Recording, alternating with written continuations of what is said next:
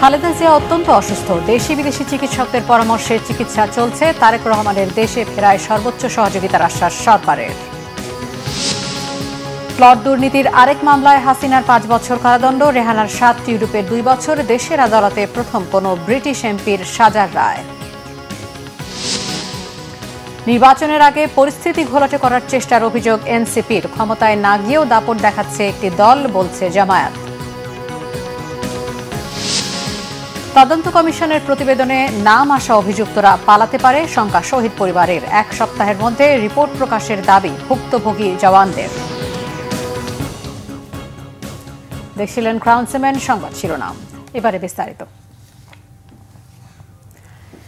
দেশি বিদেশি চিকিৎসকদের যুক্ত রেখেই বেগম খালেদা জিয়ার চিকিৎসা চলছে বলে জানিয়েছেন বিএনপি মহাসচিব মির্জা ফখরুল ইসলাম আলমগীর।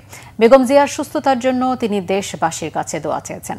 যুক্তরাষ্ট্র, যুক্তরাজ্যের চিকিৎসকদের পাশাপাশি এবারে চায়না থেকেও চিকিৎসক প্রতিনিধি দল এসেছে ঢাকায়। পুরো চিকিৎসা প্রক্রিয়া অনলাইনে মনিটরিং করছেন বেগম জিয়ার পুত্রবধূ ডক্টর জুবাইদা রহমান। রিপোর্ট করছেন সিকান্দার রেমান। বিএনপি চেয়ারপারসন ও সাবেক প্রধানমন্ত্রী বেগম খালেদা জিয়ার শারীরিক অবস্থা আগের মতোই। এই মুহূর্তে চিকিৎসকদের অগ্রাধিকার দেশেই সর্বোচ্চ মানের চিকিৎসা নিশ্চিত করে তার শারীরিক অবস্থা স্থিতিশীল অবস্থায় ফেরানো। এই মুহূর্তে সারা জাতির কাছে দোয়া চাওয়া ছাড়া আর কিছু বলার নেই। ডাক্তাররা ক্লান্তিহীনভাবে চিকিৎসা দিচ্ছেন। এর আগে আমেরিকা, ইংল্যান্ড এবং বাংলাদেশের ডাক্তাররা চিকিৎসায় ছিলেন। এখন চায়নার ডাক্তাররাও ইনভলভ হয়েছেন। সারা দেশের মানুষ এই গণতান্ত্রিক উত্তরণের প্রক্রিয়ায় বেগম খালেদা জিয়ার দিক নির্দেশনা কিংবা তার উপস্থিতিকে গভীরভাবে উপলব্ধি করে। ফলে সবাই আমরা মনে করি যে সারা দেশবাসী তার জন্য দোয়া করা দরকার আর দোয়া করছেন। এভারকেয়ার হাসপাতালে ভর্তির পর পরীক্ষা নিরীক্ষায় বেগম খালেদা জিয়ার ফুসফুসে ইনফেকশন ধরা পড়ে। এরপর গত বৃহস্পতিবার থেকে বেগম খালেদা জিয়াকে ক্রিটিক্যাল কেয়ার ইউনিট সিসিইউতে চিকিৎসকরা নিবিড়ভাবে চিকিৎসা সেবা দিচ্ছেন। তিনি অসুস্থ এবং আমাদের চিকিৎসকরা কাজ করছেন, আপ্রাণ চেষ্টা করছেন। দেশি বিদেশি সমস্ত চিকিৎসকদেরকে যুক্ত রেখেই তারা চিকিৎসাটা করছেন এবং আল্লাহ তাআলার কাছে আমরা সবসময় গোটা দেশবাসী এই দোয়া করছি যে আল্লাহ তাআলা তাকে যেন সুস্থ করে দেন এবং তিনি সুস্থ হয়ে আমাদের মাঝে আসেন। এদিকে বেগম খালেদা জিয়ার চিকিৎসা বিষয়ে তার ব্যক্তিগত চিকিৎসক ও বিএনপির স্থায়ী কমিটির সদস্য ডাক্তার এজেডএম জাহিদ হোসেনের বক্তব্য ছাড়া অন্য কারো দেয়া তথ্য গণমাধ্যমে প্রচার না করার অনুরোধ করা হয়েছে বিএনপির মিডিয়া সেল থেকে। সিকান্দার রেমান, বাংলা ভিশন, ঢাকা। দর্শক, এই মুহূর্তে এভারকেয়ার হাসপাতালের সামনে আছেন সহকর্মী শুভ মাহফুজ। সরাসরি কথা বলবো তার সাথে। শুভ, বেগম খালেদা জিয়ার শারীরিক অবস্থার এই মুহূর্তের তথ্য জানাবেন আমাদেরকে। সিফাত, আপনাকে ধন্যবাদ। বেগম খালেদা জিয়ার এই মুহূর্তের শারীরিক যে অবস্থা, আপনি যেমনটি একটু আগে বলছিলেন যে চায়না থেকে যে চিকিৎসক দলটি এসেছেন তারা বিকেল 3টে এসে এবার কেয়ারে পৌঁছেছেন। আমরা জেনেছি যে চায়না থেকে যে 5 প্রতিনিধি এসেছেন এটা হচ্ছে অ্যাডভান্স একটি প্রতিনিধি দল। আগামীকালকে আরও একটি প্রতিনিধি দল আসবে, তারা এসে তাদের সাথে যুক্ত হবে। আজকে যারা এসেছে তারা সন্ধ্যা 6টার দিকে এবার কেয়ারে বেগম খালেদা জিয়ার যে চিকিৎসক দল আছে তাদের সাথে যুক্ত হয়েছেন এবং তাদের সাথে জরুরি বৈঠকে বসেছেন। সেই বৈঠক এখন পর্যন্ত চলমান। আমরা যতটুকু জেনেছি এই বৈঠক থেকেই সিদ্ধান্ত নেওয়া হচ্ছে যে বেগম খালেদা জিয়াকে আরও কীভাবে উন্নত চিকিৎসা দেওয়া যাবে, কিভাবে তার পরবর্তী করণীয় ঠিক করা যাবে, বা বিদেশে নিয়ে যেতে হলে তার শারীরিক অবস্থা কতটুকু স্থিতিশীলতার মধ্যে নিয়ে আসতে হবে, এইসব বিষয়ে সামগ্রিক সিদ্ধান্ত তারা নিচ্ছে এবং সেই সিদ্ধান্তের আলোকেই তারা পরবর্তী পদক্ষেপগুলো নেবেন। আর এই সব বিষয়ে আমাদেরকে তাদের সাথে সার্বিক পর্যালোচনা শেষে, বৈঠক শেষে আমাদেরকে বেগম খালেদা জিয়ার ব্যক্তিগত চিকিৎসক বিএনপির স্থায়ী কমিটির সদস্য doctor AZM Zahid Hossain brief করার কথা রয়েছে। তবে কখন ব্রিফ করবে সেটি এখনও আমরা নিশ্চিতভাবে বলতে পারি না। যখনই ব্রিফ করবে তখনই আমরা হয়তো নতুন করে যে আপডেট সেটি আমরা জানতে পারবো। তো এই চিকিৎসক দল যে সিদ্ধান্তগুলো নেবে সেই সিদ্ধান্তগুলো আপনাকে জানিয়ে দেব। আরেকটি বিষয় হচ্ছে যে দুপুরের পরে বেগম খালেদা জিয়ার কিডনি ডায়ালিসিস হয়েছে, এই তথ্য আমরা একটি সূত্রে জানতে পেরেছি। আরেকটি বিষয় হচ্ছে দলীয় নির্দেশনা উপেক্ষা করেও আমরা দেখতে পাচ্ছি যে এভার কেয়ারের সামনে কয়েকশো কর্মী ভিড় জমিয়েছেন, কেউ কেউ এসে ভিতরে যাচ্ছেন, যারা সিনিয়র নেতা তারা এসে আমাদেরকে সাথে কথা বলছেন, কিন্তু খালেদা জিয়ার ডাক্তারের পরামর্শের বাইরে তারা কিছু বলতে পারছে না। অর্থাৎ বিএনপির মহাসচিব যে তথ্যটি দিয়েছেন যে তার ব্যক্তিগত চিকিৎসক ডাক্তার এজেডএম জাহিদ হোসেন যেই তথ্য দিবেন সেটি তথ্য, এর বাইরে কোনো কিছুতে যাতে গণমাধ্যম কর্মীরা বিভ্রান্ত না হয়, সাধারণ মানুষ যাতে বিভ্রান্ত না হয় সেই নির্দেশনাগুলো কিন্তু ফলো করছে যারা এখানে আসছে। তারা আমাদের সাথে কথা বললে তারা ওই ডাক্তারের যে রেফারেন্স সেটি দিচ্ছে। তো মোটামুটি এখন পর্যন্ত বেগম খালেদা জিয়ার চিকিৎসা সম্পর্কে আমার কাছে এতটুকু তথ্য রয়েছে। সিফাত, পরবর্তীতে নতুন করে তথ্য বা জাহিদ হোসেন। শুভ মাহফুজ জানাচ্ছিলেন রাজধানীর এভার কেয়ার হাসপাতালের সামনে থেকে।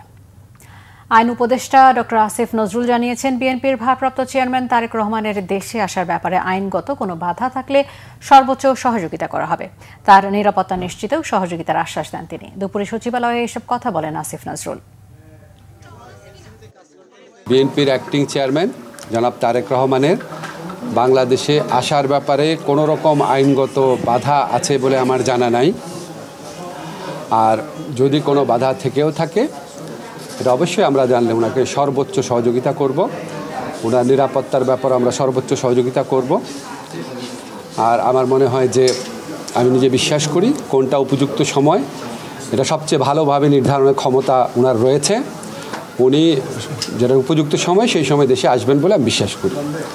আর সেকেন্ড একটা কথা হচ্ছে যে ধরেন আমাদের অনেকে ধরনের মন্তব্য করে থাকি যে উনি কেন আসছেন না, এই সমস্ত প্রশ্ন তুলি। আমার কাছে এই সমস্ত প্রশ্ন তোলা খুব অরুচিকর মনে হয়। এটা মা ছেলের সম্পর্ক, এখানে কোনো বেগম খালেদা জিয়ার কোনো ইনস্ট্রাকশন আছে কিনা বা এখানে ব্যক্তিগতভাবে তারেক রহমানের কোনো রকম চিন্তা আছে কিনা সেটা তো প্রিজাজ করার বা সেটার ব্যাপারে কমেন্ট করার আমার কাছে রুচিকর মনে হয় না। বিএনপির ভারপ্রাপ্ত চেয়ারম্যান তারেক রহমান এখনও ভোটার তালিকায় অন্তর্ভুক্ত নন। চাইলে নিয়ম মেনে ভোটার হিসেবে নাম নিবন্ধন করতে পারবেন তিনি, এমনটা জানিয়েছেন নির্বাচন কমিশনের সচিব আখতার আহমেদ। সোমবার দুপুরে রাজধানীর আগারগাঁও নির্বাচন ভবনে ব্রিফিংয়ে সাংবাদিকদের প্রশ্নের জবাবে এসব কথা জানান ইসি সচিব। বলেন, ভোটার তালিকা আইন অনুযায়ী কমিশন যে কোনো সময় যে কোনো ব্যক্তিকে ভোটার তালিকাভুক্ত করার সিদ্ধান্ত নিতে পারে। এ সময় প্রবাসী বাংলাদেশিদের ভোটার নিবন্ধন নিয়ে ইসি সচিব জানান, প্রবাসীদের অনলাইন নিবন্ধনের সময়সীমা 25 ডিসেম্বর পর্যন্ত বাড়ানো হয়েছে। বিদেশে অবস্থানরত নাগরিকদের সুবিধা বিবেচনা করে এই সময় বৃদ্ধি বলে জানান ইসি সচিব। তিনি বলেন, কমিশন নির্বাচনী প্রস্তুতি জোরদার করেছে এবং ভোটার নিবন্ধন সহ বিভিন্ন ক্ষেত্রে নাগরিকদের সুবিধা নিশ্চিত করতে প্রয়োজনীয় সিদ্ধান্ত নিচ্ছে।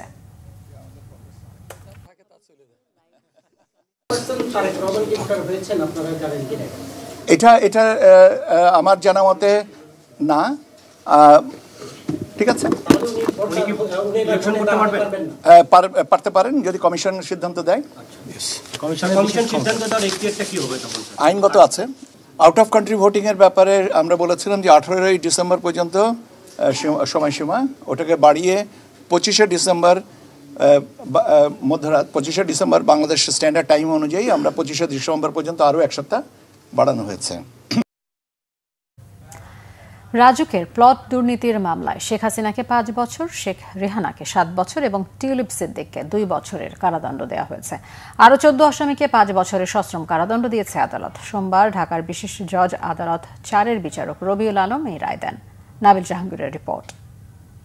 শেখ হাসিনা, শেখ রেহানা ও টিউলিপ সিদ্দিক সহ 17 জনের বিরুদ্ধে করা দুদকের মামলার রায় ঘিরে সকাল থেকেই আদালতে ছিল বাড়তি নিরাপত্তা। 11:30টায় রায় ঘোষণা শুরু হয়। পূর্বাচল নতুন শহর প্রকল্পে নিয়ম বহির্ভূতভাবে ক্ষমতার অপব্যবহার করে শেখ রেহানার 10 কাঠা প্লট বরাদ্দ নেয়া প্রমাণিত হওয়ায় আসামিদের বিভিন্ন মেয়াদে কারাদণ্ড দেয় আদালত। শেখ রেহানাকে 7 বছরের কারাদণ্ড, 1 লক্ষ টাকা জরিমানা এবং অনাদায়ে 6 মাসের জেল। টিউলিপ সিদ্দিককে 2 বছরের কারাদণ্ড, 1 লক্ষ টাকা জরিমানা অনাদায়ে 6 মাসের কারাদণ্ড।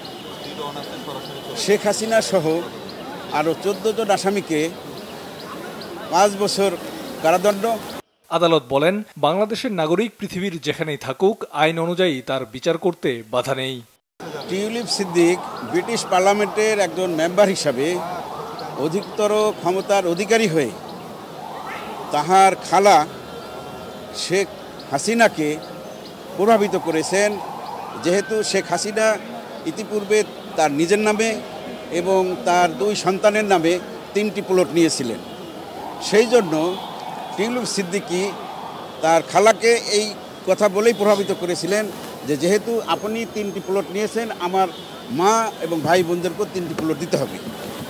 এই বিষয়গুলা আমরা গণভবনের কর্মকর্তা কর্মচারী 2 জন সাক্ষী দিয়েছে। আইনের বিধান না থাকায় আইনজীবী নিয়োগের সুযোগ পাননি পলাতক আসামিরা। এছাড়া এই রায়ের বিরুদ্ধে আপিল করতে চাইলেও আত্মসমর্পণ করতে হবে আসামিদের। নাবিল জাহাঙ্গীর, বাংলাভিশন, ঢাকা। রাজুকের প্লট জালিয়াতির মামলায় বাংলাদেশের আদালতে সাবেক ব্রিটিশ এমপি টিউলিপ সিদ্দিকের 2 বছরের কারাদণ্ডের ঘটনা গুরুত্ব দিয়ে প্রকাশ করেছে যুক্তরাজ্যের গণমাধ্যমগুলো। এই প্রথম ব্রিটিশ কোনো এমপির বিরুদ্ধে রায় দিল বাংলাদেশের আদালত। টিউলিপের অনুপস্থিতিতে বিচার আর কারাদণ্ডের বিষয়ে গুরুত্ব আরোপ করে হেডলাইন করেছে বিবিসি। প্রতিবেদনে বলা হয়েছে, বিচারের নিরপেক্ষতা নিয়ে প্রশ্ন তুলে গত সপ্তাহেই বিবৃতি দিয়েছেন যুক্তরাজ্যের সাবেক আইনমন্ত্রী রবার্ট বাকল্যান্ড, সাবেক British attorney general Dominic Grieve ও সাবেক British first lady Cherie Blair. টিউলিপের আইনজীবীর দাবি, তার মক্কেল বাংলাদেশি নন, তাই আদালতে পেশ করা বাংলাদেশি নাগরিকত্বের সনদ, ভোটার আইডি ও ট্যাক্সের নথি সঠিক নয়। বিবিসির প্রতিবেদনে আরও জানানো হয়েছে, বাংলাদেশ যুক্তরাজ্য বন্দি বিনিময় চুক্তি না থাকায় টিউলিপকে ফেরত চাইলে অভিযোগের সুস্পষ্ট প্রমাণ যুক্তরাজ্যের আদালতে পেশ করতে হবে। টিউলিপের কারাদণ্ডের খবর গুরুত্ব দিয়ে প্রকাশ করেছে Reuters, the Sun, the Guardian, the Independent, the Irish টাইমসের মতো বহুল প্রচারিত ব্রিটিশ গণমাধ্যমগুলো। ছাত্র জনতার অভ্যুত্থানে গত বছর শেখ হাসিনা ভারতে পালিয়ে গেলে ভাগ্নি টিউলিপের দুর্নীতি প্রকাশ্যে চলে আসে। এ নিয়ে তীব্র সমালোচনার মুখে এবছরের জানুয়ারিতে সিটি মিনিস্টারের পদ ছাড়তে বাধ্য হন লেবার পার্টির নেত্রী টিউলিপ। নির্বাচনের আগে পরিস্থিতি ঘোলাটে করার চেষ্টা করা হচ্ছে বলেছেন এনসিপির আহ্বায়ক নাহিদ ইসলাম। আরব আমিরাতে কারারুদ্ধ প্রবাসীদের মুক্তি উপলক্ষে শুকরানা ও দোয়া অনুষ্ঠানে তিনি একথা বলেন। নাহিদ ইসলাম বলেন, গণ অভ্যুত্থানের পর বাংলাদেশের যেদিকে যাওয়ার কথা সেখানে বাধা হয়ে দাঁড়াচ্ছে কেউ কেউ। একটি পক্ষ প্রকাশ্যে ও একটি পক্ষ গোপনে সংস্কারের বিপক্ষে। এজন্যই সংস্কার নিয়ে প্রত্যাশিত জায়গায় পৌঁছানো যায়নি বলে মন্তব্য তার।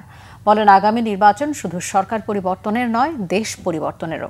গণ অভ্যুত্থানের ফসল সবাই ভোগ করলেও শহীদ ও আহতদের দায়িত্ব শুধু এনসিপির ওপর চাপানো হয় বলেও অভিযোগ তার।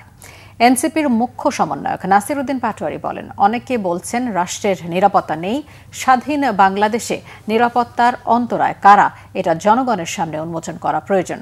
বেগম খালেদা জিয়ার বর্তমান পরিস্থিতির জন্য শেখ হাসিনা ও জাতীয় পার্টিকে দায়ী করে বলেন, জামায়াত ও বিএনপিকেও এ বিষয়ে এক অবস্থান নিতে হবে।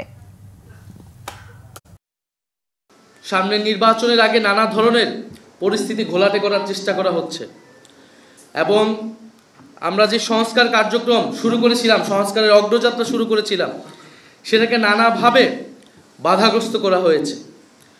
একটি দল প্রকাশ্যে সংস্কারের বিপক্ষে অবস্থান নিয়েছে, আরেকটি দল গোপনে সংস্কারের বিপক্ষে অবস্থান নিয়েছে।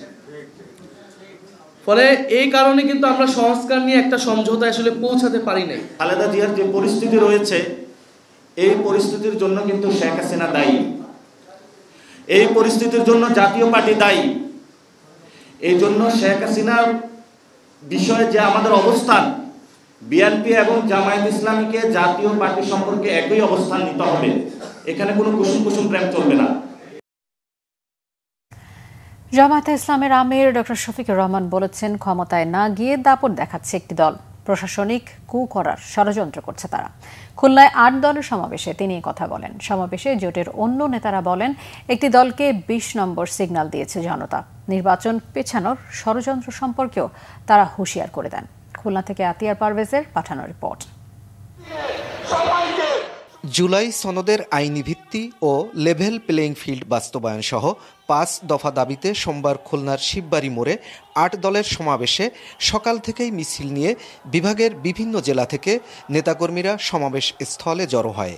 8 দলের শীর্ষ নেতারা সমাবেশে বক্তব্য রাখেন। প্রধান অতিথির বক্তব্যে ডাক্তার শফিকুর রহমান বলেন, জিয়াউর রহমান ও খালেদা জিয়া 72-এর সংবিধানের বিপক্ষে ছিলেন, কিন্তু তাদের অনুসারীরা তা রক্ষা করতে চায়। বাংলাদেশের প্রথম দুঃশাসনের পর জিয়াউর রহমান সাহেব ক্ষমতায় এসে ওই সংবিধানকে তিনি আমূল পরিবর্তন করে দিয়েছিলেন। এখন যদি কেউ 72-এর সংবিধানের কথা বলেন, কার্যত তিনি শহীদ প্রেসিডেন্ট জিয়াউর রহমান সাহেবের বিরুদ্ধে অবস্থান নেবেন। আগামী নির্বাচনে চলে বলে কৌশলে কেউ কেউ আমরা শুনতে পাই বিভিন্ন জায়গায় বসে ষড়যন্ত্রের জাল বুনছেন। জনগণ ভোট দেওক না দেওক, ক্ষমতায় আমাদেরকে যেতে হবে। সভাপতির বক্তব্যে চরমোনাই পীর বলেন, একটি দলের পায়ের নিচ থেকে মাটি সরে গেছে, এখন ফেব্রুয়ারি নির্বাচন পেছানোর ষড়যন্ত্র করছে। আপনাদের পায়ের নিচের মাটি সরে গেছে, এখন নির্বাচনকে পিছনে নেওয়ার জন্য আপনারাই ষড়যন্ত্র করতেছে। এই সিগন্যাল কিন্তু আমাদের কাছে এসে গেছে। সমাবেশে হেফাজতে ইসলামের মামুনুল হক বলেন, যারা গণভোটে না ভোটের ক্যাম্পেইন করবে তারা ফ্যাসিবাদের দোসর। পিআর পদ্ধতিতে নির্বাচন ও গণভোট জাতীয় নির্বাচনের আগে বাস্তবায়ন সহ 5 দফা দাবি আদায় না হওয়া পর্যন্ত আন্দোলন চালিয়ে যাওয়ার ঘোষণা দেওয়া হয়েছে খুলনার 8 দলের সমাবেশ থেকে। আতিয়ার পারভেজ, বাংলা ভিশন, খুলনা।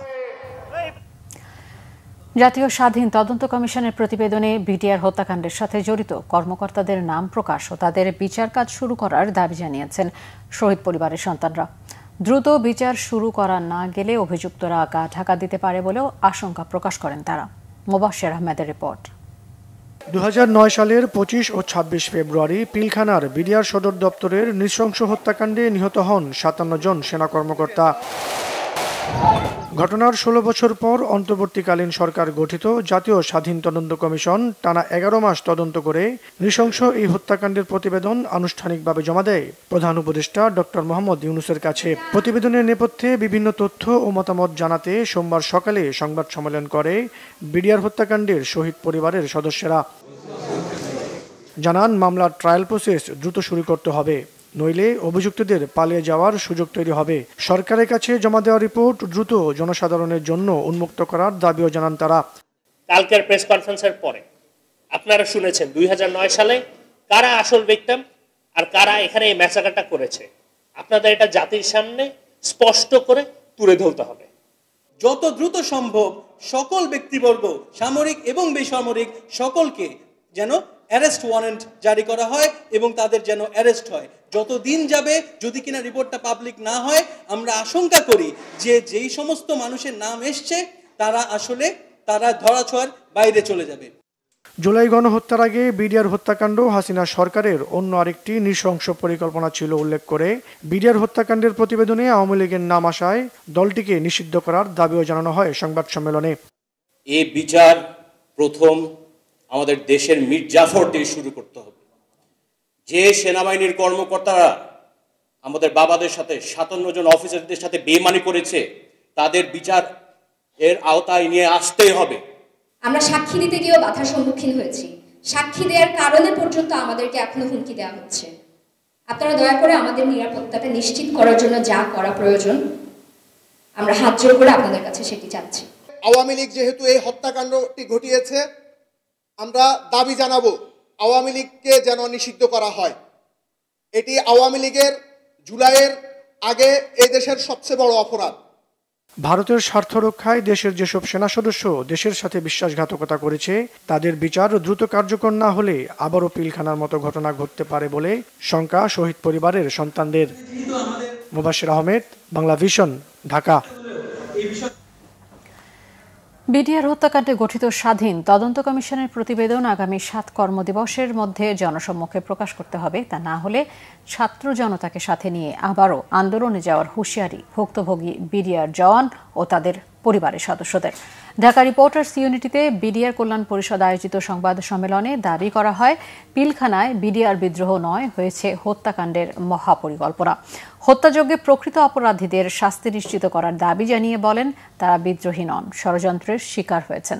প্রধান উপদেষ্টাকে এ বিষয়ে একটি সমাধান করতে আহ্বানও জানানো হয়। সংবাদ সম্মেলনে বলা হয়, যারা প্রকৃতভাবে দায়ী তাদের বিরুদ্ধে নতুন করে নিরপেক্ষ বিচারিক প্রক্রিয়া শুরু করতে হবে। সাজানো তদন্ত ও মিথ্যা সাক্ষ্যের অভিযোগে দণ্ডিত, নির্দোষ এবং অভিযুক্ত দাবি করে কারাভোগী বিডিআর জওয়ানদের মুক্তি, চাকরিতে পুনর্বহাল ও ক্ষতিপূরণ দ্রুত নিশ্চিতের দাবিও জানায় বিডিআর কল্যাণ পরিষদ। এই ব্যাপারে এখন শহীদ পরিবার পর্যন্ত আপনাদের সাথে আমাদের সাথে একমত হয়েছে। ইতিপূর্বে আপনারা বলেছেন শহীদ পরিবারের চাপ আছে, শহীদ পরিবারের চাপ আছে। এখন শহীদ পরিবারের কোনো চাপ নেই। ইনশাআল্লাহ আগামী কোর্টে আমরা চাই আমাদের সকল মিডিয়া সদস্যকে আপনারা মুক্তি দিবেন। তদন্ত রিপোর্ট প্রকাশ করে আপনাকে স্বচ্ছতা পরিচয় দিবেন। আর না হয় আমরা পুরো বাংলাদেশ 7 দিন পরে পুরো বাংলাদেশ আমরা আবার সকল ক্ষতিগ্রস্ত পরিবার, জেলবন্দি পরিবার, সকল প্রকার ভুক্তভোগী পরিবার এবং শহীদ পরিবার এবং ছাত্র এবং জনতাকে নিয়ে আমরা আন্দোলনে নামবো। প্রায় 1 ঘণ্টার চেষ্টায় চকবাজারের একটি আবাসিক ভবনে লাগা আগুন নিয়ন্ত্রণে এনেছে ফায়ার সার্ভিস। এতে কেউ হতাহত হয়নি। প্রত্যক্ষদর্শী ও ফায়ার সার্ভিসের কর্মকর্তারা জানান, বিকেল 4টার পর চকবাজারের রহমতগঞ্জ ডালপট্টি এলাকায় একটি বাড়ির 3য় তলায় আগুন লাগে।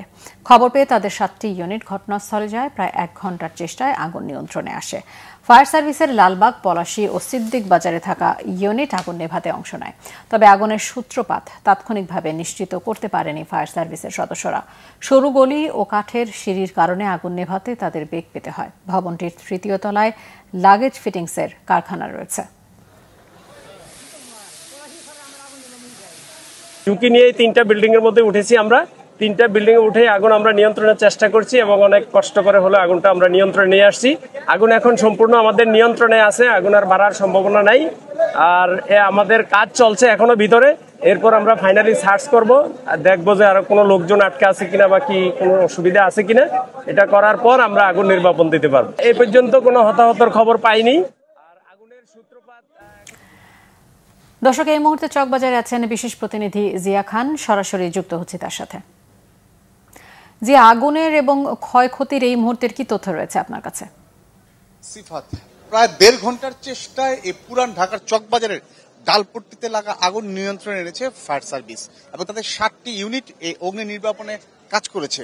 আমার পিছনে যে সাদা রঙের যে বিল্ডিং দেখা যাচ্ছে, 3 তলা যে বিল্ডিংটি দেখা যাচ্ছে, সেই বিল্ডিংটি 3য় তলায় আগুনের যে সূত্রপাত সেটি হয়েছিল এবং সেখান থেকে আগুনটি তার পাশে আরেকটি টিনশেড যে ভবন দোতলার সেইটিতে ছড়িয়ে পড়ে।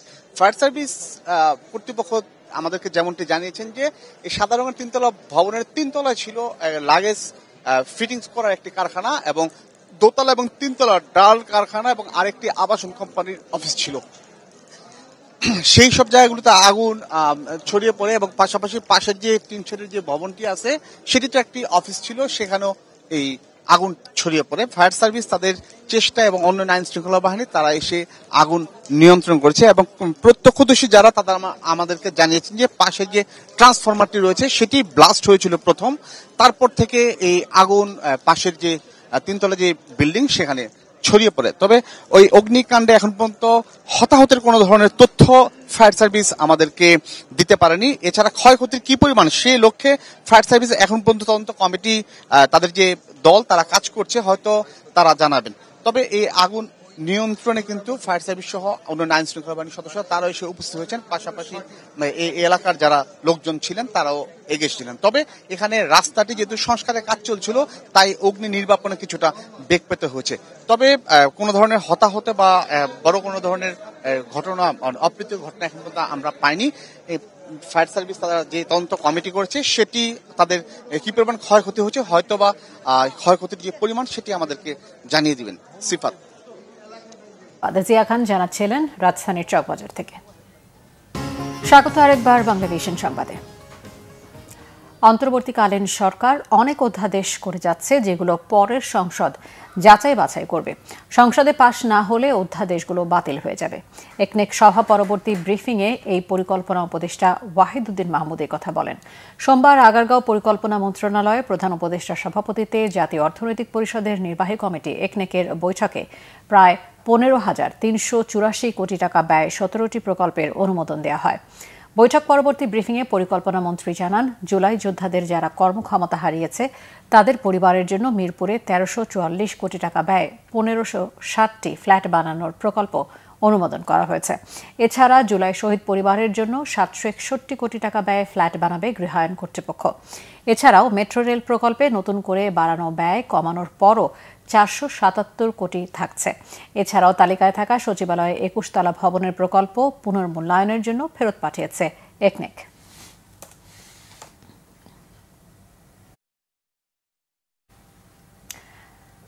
রোড ক্র্যাশ বা সড়ক দুর্ঘটনার কারণে প্রতিদিন দেশে গড়ে প্রায় 88 জন মানুষ অকালে প্রাণ হারাচ্ছেন। এসব দুর্ঘটনায় প্রতি বছর আর্থিক ক্ষতির পরিমাণ 25 বিলিয়ন মার্কিন ডলার। এমন তথ্য উঠে এসেছে টেকসই উন্নয়নের সড়ক নিরাপত্তা আইন বিষয়ক এক সেমিনারে। রাজধানীর সিডাপ মিলনায়তনে সোমবার এই আলোচনায় গ্লোবাল হেলথ অ্যাডভোকেসি ইনকিউবেটরের country coordinator doctor Shariful Alam এই তথ্য জানান। সড়ক দুর্ঘটনার এই ভয়াবহতা থেকে সুরক্ষায় দ্রুততম সময়ের মধ্যে সমন্বিত সড়ক নিরাপত্তা আইন তৈরি জরুরি বলে জানান আলোচকরা। অনুষ্ঠানে বিআরটিএর চেয়ারম্যান আবু মমতাজ সাদউদ্দিন আহমেদ বলেন, প্রচলিত আইনের দুর্বলতা না দেখে বিদ্যমান আইনের প্রয়োগ এবং জনসচেতনতা জরুরি। তার দাবি, একজন চালক প্রতিদিন যে কর্মঘণ্টা গাড়ি চালানোর কথা তার চেয়ে অনেক বেশি সময় কাজ করেন। এতে মালিক শ্রমিক লাভবান হলেও দুর্ঘটনার বলি হন সাধারণ যাত্রী। অনুষ্ঠানে হাইওয়ে পুলিশের প্রতিনিধি হাবিবুর রহমান ঢাকা চট্টগ্রাম মহাসড়কের মতো অন্যান্য সড়ককেও সিসিটিভির আওতায় আনার ওপর জোর দেন। কারাবন্দী পাকিস্তানের সাবেক প্রধানমন্ত্রী ইমরান খানের শারীরিক অবস্থা নিয়ে চরম উদ্বেগ প্রকাশ করে রাষ্ট্রীয় মদদে তথ্য গোপনের অভিযোগ তুলেছেন লন্ডন প্রবাসী ছেলে কাশিম খান। এদিকে ভুয়া তথ্য বিস্তারকারীদের বিরুদ্ধে শিগগিরই কঠোর ব্যবস্থার হুঁশিয়ারি দিয়েছেন স্বরাষ্ট্রমন্ত্রী মহসিন নাকভি। আদিয়ালা জেলে বন্দী 73 বছর বয়সী ইমরানের খোঁজ নিতে গত কয়েক সপ্তাহের চেষ্টায় স্বজনরা ব্যর্থ হলে তার দল পাকিস্তান তেহরিকে ইনসাফ পিটিআই প্রতিবাদী কর্মসূচি চালিয়ে যাচ্ছে। দুর্নীতির মামলায় 2023 সালের অগাস্ট থেকে কারাবন্দী আছেন তিনি। এমন পরিস্থিতিতে ইমরানকে ঘিরে অঘটনের আশঙ্কা আরও উস্কে দিয়েছে সামাজিক মাধ্যমে তার ছেলে কাশিম ও স্ত্রী জেমিমা গোল্ডস্মিথের প্রতিক্রিয়া। সরকারের বিরুদ্ধে তথ্য গোপন করে অসহযোগিতার অভিযোগ তুলেছেন তারা। কাশিমের আশঙ্কা, এমন কোনো গুরুতর বিষয় রয়েছে ইচ্ছে করেই যা গোপন করছে সরকার। সবশেষ 2022 সালের নভেম্বরে দুই ছেলে পাকিস্তানে গিয়ে ইমরানের সাথে দেখা করেছেন। এ বিষয়ে আন্তর্জাতিক গণমাধ্যম রয়টার্স স্বরাষ্ট্রমন্ত্রী নকভির সাথে যোগাযোগ করলেও সদুত্তর মেলেনি। সোশ্যাল মিডিয়ায় আসা খবরের 90% ভুয়া দাবি করে গুজব রোধে শিগগিরই কঠোর অভিযানের হুঁশিয়ারি দিয়েছেন তিনি। বাংলাদেশ আয়ারল্যান্ড টি20 সিরিজের তৃতীয় ও শেষ ম্যাচ মঙ্গলবার চট্টগ্রামে ম্যাচ শুরু হবে দুপুর 2টায়। সিরিজের প্রথম দুই ম্যাচে 1-1 সমতা থাকায় শেষ ম্যাচটি হয়ে দাঁড়িয়েছে অঘোষিত ফাইনাল।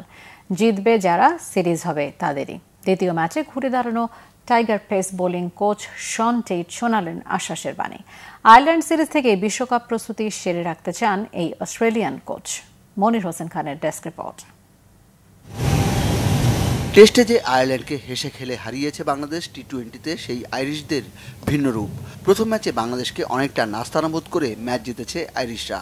ঘরের মাঠে দুর্বল আয়ারল্যান্ডের কাছে সিরিজ খোয়ানোর আশঙ্কাও বাংলাদেশের সামনে। তবে দ্বিতীয় ম্যাচে ঘুরে দাঁড়িয়ে সিরিজে সমতা এনেছে টাইগাররা। শেষ ম্যাচটা তাই অঘোষিত ফাইনাল। বাংলাদেশের পেস বোলিং কোচ শন টেইটের মতে সাদা বলে অনেকটাই গোছানো দল আয়ারল্যান্ড, তবে সিরিজ টাইগাররাই জিতবে আশাবাদী টেইট।